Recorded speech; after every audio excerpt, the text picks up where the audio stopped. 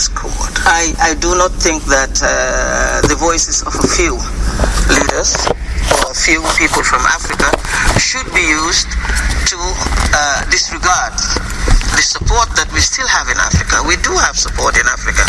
As I told you, just recently we were an individual was arrested by Africans and surrendered to the court. This is the situation in Mali. And before that, we have had other African countries arresting individuals and surrendering them to the court.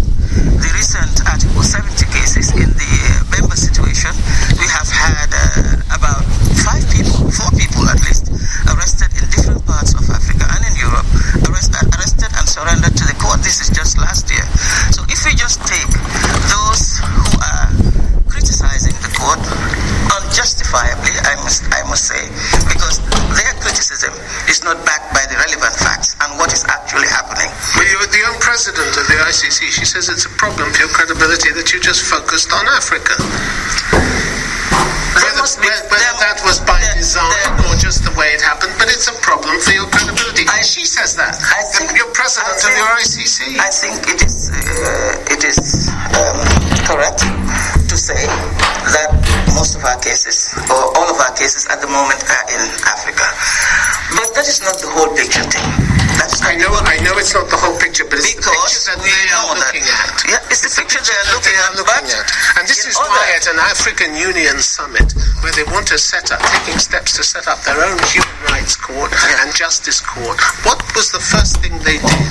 They voted themselves immunity as leaders, immunity from prosecution, which goes against everything that the ICC stands for. You were set up to end impunity, and they are perpetuating it. And you say you still have Africa on board?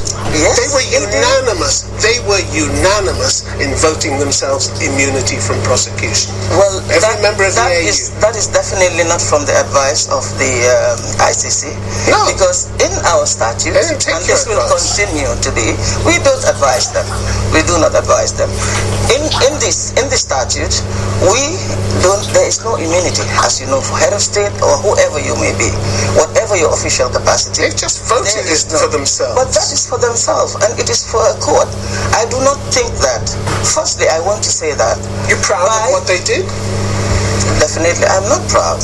I'm not proud of that, because I think the kinds of court that the ICC is, why it was set up, is to exactly deal with that. So it was a slap in the face for them to do that. A slap in the face. I don't know why what they are doing, setting up their court, should be a slap in the face for ICC. Because it goes against everything that they've signed up with you in the Rome Statute. That does not mean that the ICC, us, will not do our duties in accordance with the legal mandate. It doesn't mean. It just means that they won't go along with it. That's all. Well, as far as crimes, and they've already proved they won't go along. As far as crimes within the jurisdiction of the court are committed, and we have jurisdiction, there will be no immunity for whoever it may be. For whoever. This is clear, and this is what we will continue to do. This is our mandate. What others are doing, unfortunately, is not within my legal mandate or that of the court. So, but I also want to say something. Setting up a court to try these atrocity crimes is also not against ICC's principles. In fact, ICC is a court of last resort. We will be encouraged by national jurisdictions taking up their responsibility to investigate and prosecute these crimes, and also trying to set up other courts to deal with these crimes. This is why the ICC was set up, so that when these courts don't function, when we have jurisdiction, the ICC can step in as a court of last resort. All right. Madam Prosecutor, you come from the Gambia. You come from a country with one of the worst human rights records in Africa. You served a dictator with one of the worst human rights records in Africa. In September last year, Human Rights Watch reported that the Gambian population lives in a climate of fear in which government justice and accountability for abuses is utterly beyond reach. Why are you silent about the human rights abuses in your own country? Because it is not my duty or my responsibility, or does not fall within my mandate, particularly as prosecutor of the ICC, to pronounce or to advise, whether favorably or not, any government, including my government, on political issues. And not to say where you see clear abuses of human rights? I have not done it for any other country. I will also not do it for my... You didn't mind wagging your finger at the Security Council and reminding them of their inaction? The Council, we have a relationship in which they referred a situation to us. You didn't mind speaking out over Burundi or Central African Republic? Because when I speak out, and I want this to be very clear, anywhere that I speak out and make a declaratory statement, I am urging people not to commit crimes that fall within the jurisdiction of the ICC. This is my responsibility. I am not the Commissioner for Human Rights. I'm a prosecutor. Yeah, and the Human Rights Watch reported that crimes in Gambia included, by state security forces and militias, arbitrary arrest and detention, torture, enforced disappearance, and unlawful killing. Something which might fall within your remit, reasonably be expected to fall within your remit. What would be so wrong in you warning them against doing that? Because, as I said, what's the worst that could happen to you, Madam as a prosecutor? It is not about myself. It is about my legal mandate. But you have huge independence. You're a prosecutor. Of course I do. You can point the finger.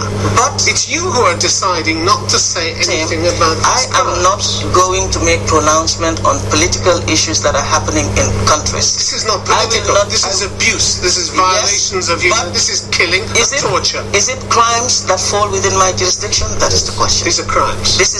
But they have to fall within my jurisdiction. It should not be so difficult to understand that I'm a prosecutor. And under the Rome Statute, my crimes are war crimes, genocide, and crimes against humanity. And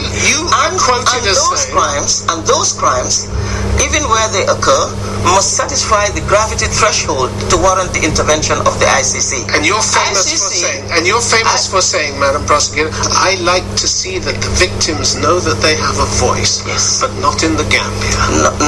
I think this is unfair to say. It is unfair to say because, as I told you, I go after crimes that fall within my jurisdiction.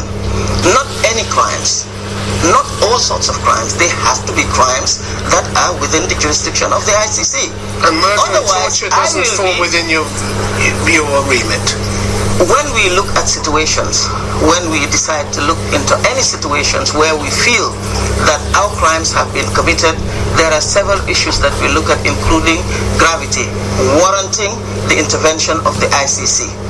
I must not raise expectations so much that I am not able to satisfy that. It's not possible. Madam Prosecutor, the helpless, the dispossessed, the abused die when people like you remain silent, don't they? You know this to be true. All around the world, people are dying because important people are staying silent. Tim, how can you stay silent?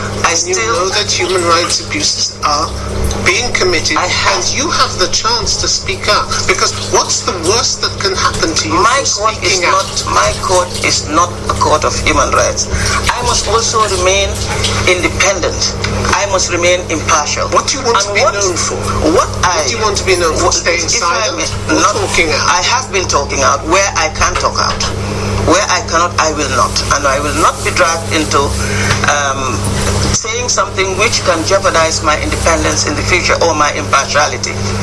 That is why when these crimes happen in a place where I do not have jurisdiction, I will not pronounce anything. I will not. Because it is not my jurisdiction. I do not have the legal mandate to do so.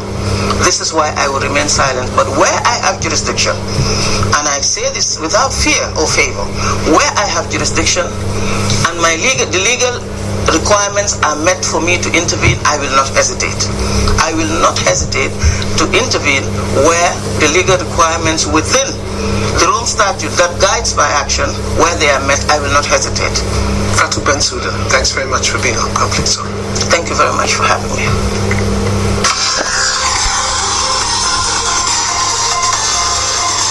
In The Hague, the headquarters of the International Criminal Court. This week, Conflict Zone is in The Hague, the headquarters of the International Criminal Court, the ICC, and my guest is Fatou Bensouda, the chief prosecutor. Despite her Gambian nationality, she's lost the support of many African nations who at first welcomed the court and have now decided that it's biased against them. Is she part of the solution or the problem?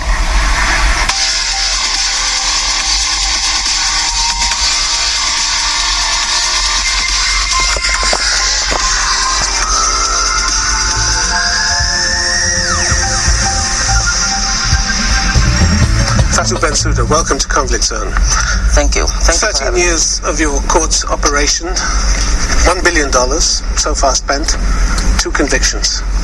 How can anybody say that this is worth the money? Indeed, I would say it is worth the money. It is about the rule of law. It is about... In 2 cases. It is about ensuring that there is accountability. And it is not really about the number of convictions. It is important, of course, to have convictions. But what is more important is the impact that the court has had so far in its infancy. Okay, but I want to talk to you about the impact it's had, because it stopped none of the global war crimes, a number of which seem to be going up and up. We've had Israel, Palestine, Sudan, Afghanistan, Libya, Syria, Egypt, Ukraine. No deterrent effect whatsoever visible from your court. I beg to differ. I think that we should not be judging the court and its performance because atrocities. What else can we judge it on? Because atrocities are still being the court's performance, because the atrocities continue to be committed. If you take, for example, at the national level, the criminal justice system has been existing for several years, but it hasn't stopped people from committing crimes. So this should not be the measure in which the ICC is judged. It should be looked at for the preventive impact that it has had, and I believe it has had this, because the court is not only for investigating and prosecuting war crimes, but it also should have this preventive impact. I understand, but we just listed the number of countries where it hasn't prevented anything from happening. And if we just take Egypt, for instance, August 2013, we had perhaps the largest single-day massacre of demonstrators in a single day in recent history, according to Human Rights Watch, according to other human rights groups. Your court, and I gather you gave a number of procedural reasons why your court couldn't get involved in this, but your court had nothing to say about this, nothing to say whatsoever about one of the most serious crimes to take place on your watch. Why is that? We have, Tim, to remember that the court operates based on jurisdiction. The jurisdiction that we have, and we have to follow strictly this legal mandate according to the Rome Statute. Then the statute is no longer fit for purpose, is it? If it can't prevent the largest single-day massacre in recent history, or have anything to say about it afterwards, or follow up with any investigation, then it's not fit for purpose, is it? I do believe it is still fit for purpose for those who have signed and ratified the Rome Statute and are members of the International Criminal Court. This is what we should remember, that the ICC cannot operate in a situation where we do not have jurisdiction. What would have prevented you, Madam Prosecutor, of saying, for instance, we have reason to believe there has been killing on a massive scale, and we are watching this in case it falls within our jurisdiction later on, or the Security Council refers it to us. You could have said that. You could have said something to show that you're watching, you're aware, because you're the court of last resort in this world today. I do not think that it is my mandate or falls within my mandate, or it's my responsibility to make pronouncements in all and every situations where these atrocity crimes have been committed. This isn't all and every. This is one of the most serious. I believe it's very serious, and I know that I know it's very serious, and I do know that again, innocent people have suffered, victims. I am aware of that, and I would decry anytime that these kind of crimes have been committed. But as a prosecutor of the International Criminal Court, I have to know where I can speak out, or where I cannot. Where I do not have jurisdiction, I do not think it is proper for me to make pronouncement regarding that. Small wonder then that people are losing faith in this court, and they are losing faith in this court, aren't they? You said that over Sudan and Darfur, you actually told the Security Council that countless victims have been demoralized, didn't you? You said, after all, who can blame them when attaining justice appears so remote?